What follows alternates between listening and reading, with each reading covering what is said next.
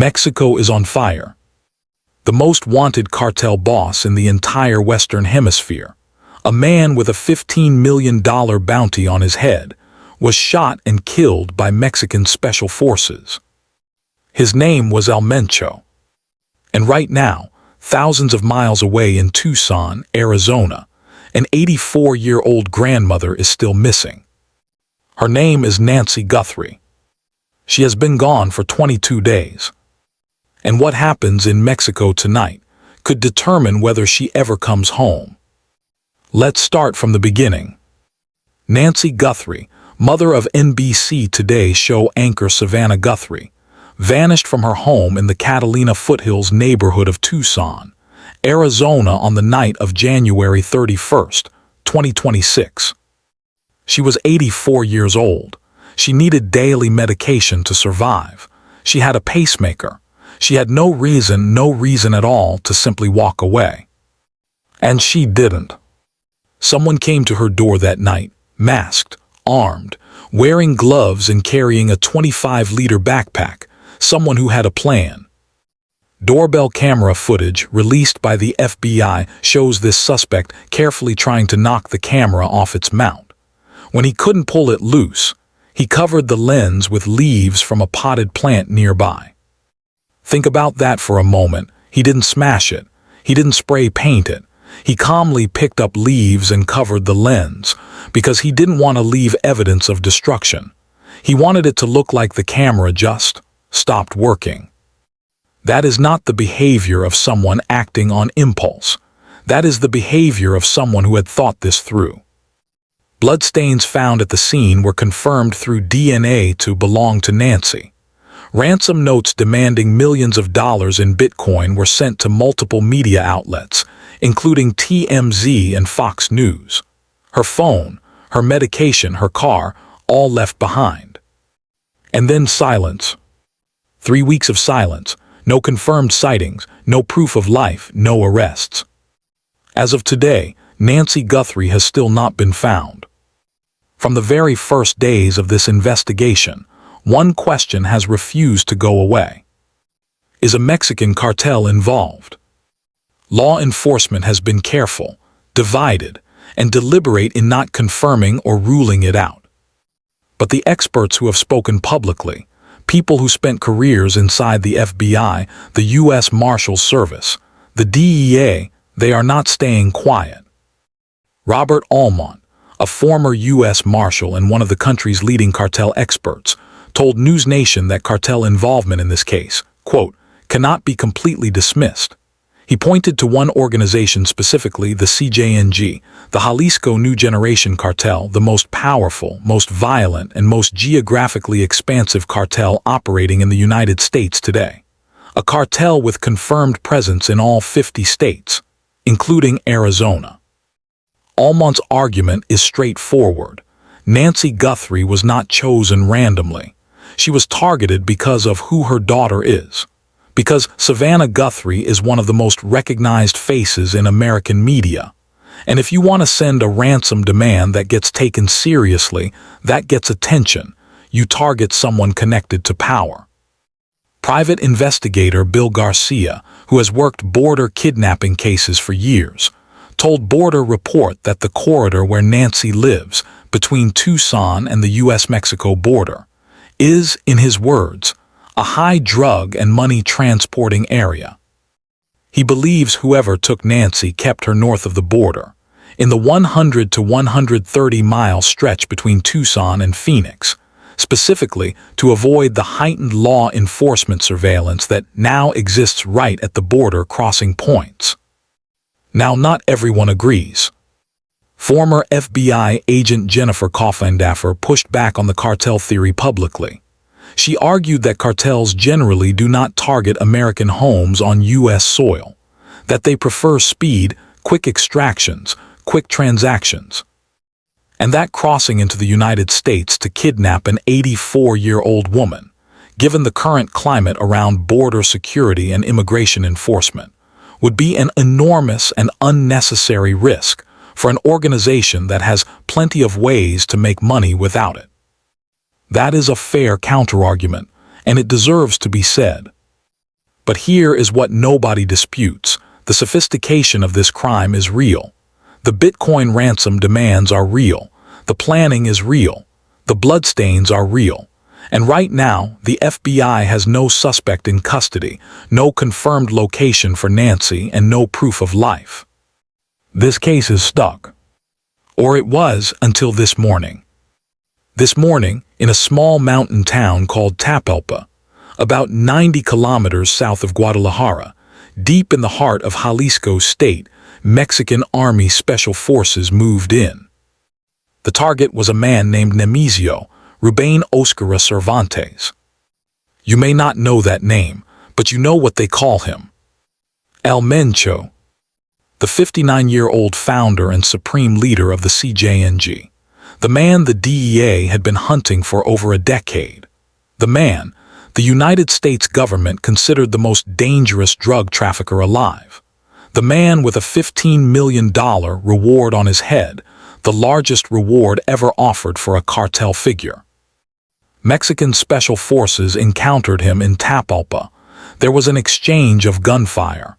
El Mencho was shot. He was airlifted immediately to Mexico City for emergency medical treatment. He died en route. And within hours, Mexico became a different country. CJNG loyalists began torching vehicles across 6 states simultaneously: Jalisco, Michoacán, Colima, Tamaulipas, Guanajuato, Aguascalientes. Burning cars and trucks were used to block major highways, paralyze cities, and send a message. The governor of Jalisco declared a code-red emergency. Public transit was shut down. Schools announced closures. Air Canada suspended all flights to Puerto Vallarta. The United States government responded quickly. U.S. Deputy Secretary of State Christopher Landau called El Mencho's death, and I'm quoting here, "a great development for Mexico, the United States, Latin America, and the world." But great developments, when they involve criminal empires, rarely feel clean in the moment they happen. Because when you cut the head off an organization like the CJNG, the body doesn't stop moving. It convulses. This is where we have to talk about what actually happens when a cartel boss dies. And I want to be careful here, because this matters. El Mencho was not just a figurehead. He was the operational center of the CJNG. Unlike some cartel structures where power is distributed among a council or a committee, the CJNG was built around El Mencho personally. His authority, his relationships, his fear. The organization moved when he said move. It held when he said hold. When that center is suddenly gone, not retired, not imprisoned, not slowly replaced, but violently, shockingly killed, the people inside that organization face an immediate and terrifying set of questions. Who is in charge now? Who do I answer to? What happens to the operations I'm running?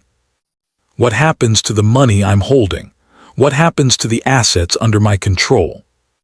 And that last question is the one that matters most in the Nancy Guthrie case. Because assets in cartel language means everything of value: drugs, cash, real estate, weapons, leverage. And sometimes people. When a leadership vacuum opens up this fast, mid-level operators scramble.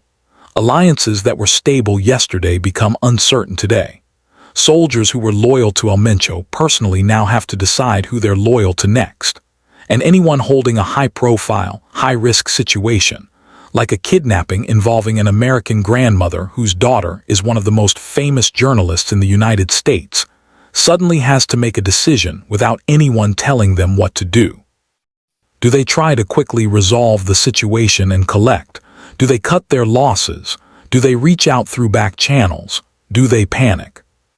In the history of cartel leadership collapses, all of those things have happened.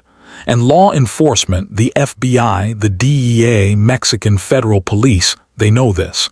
They study this. They prepare for this.